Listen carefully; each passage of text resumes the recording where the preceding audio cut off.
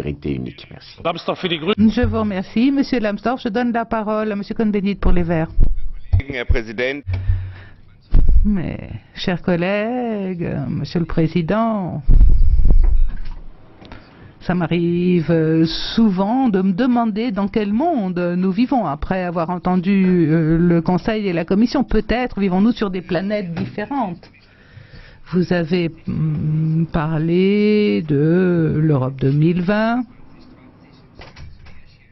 Bon, c'était une jolie histoire, l'Europe, la stratégie 2020, mais il y a eu aussi la stratégie de Lisbonne à une époque.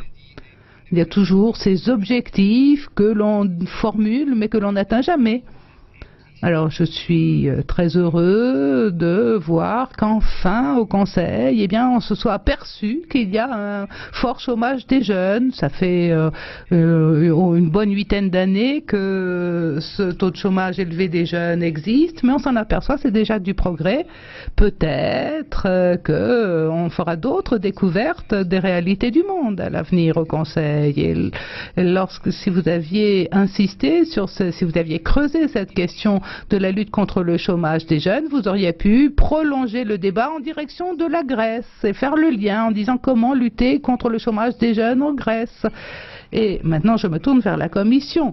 Si ce sont les talibans libéraux qui règnent à la Commission, alors les pays européens seront vraiment mal partis. Et je peux vous dire que ce qui se passe en Grèce actuellement, je donne raison à Monsieur Svoboda sur ce point. Non seulement je trouve que l'attitude de la Troïka n'est pas responsable, je dirais même qu'elle est criminelle. Un exemple, alors je ne sais pas. Bon, le Conseil dit, voilà, la Grèce doit encore économiser tant de millions.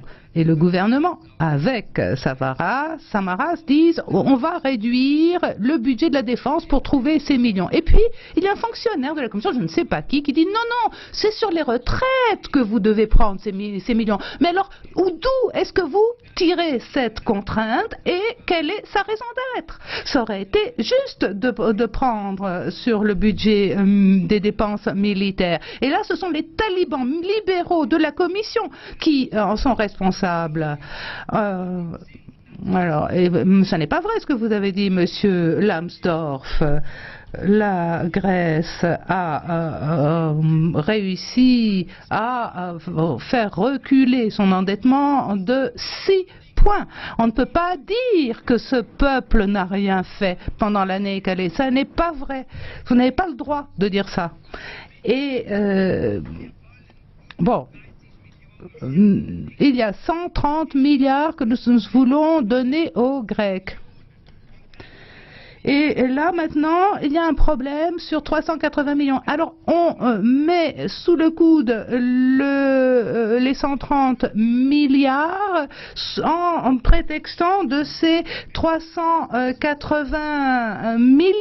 Et non pas milliards, mais c'est vraiment une pression inacceptable sur le peuple grec. Et si vous pensez que la voie suivie peut aboutir, vous vous trompez bien. Vous ne pouvez pas continuer à faire des réformes sans aucun résultat. Parce que si l'on continue comme ça, le peuple fera fatalement de mauvais choix. Peut-être y a-t-il des problèmes aujourd'hui, oui, mais ces problèmes ne peuvent pas être réglés en mettant le peuple à genoux en permanence. Et je peux vous dire que pendant l'occupation allemande, pendant qu'il y avait occupation allemande de la Grèce, il y a 486 milliards qui ont été prélevés dans le pays occupé et envoyés à Berlin.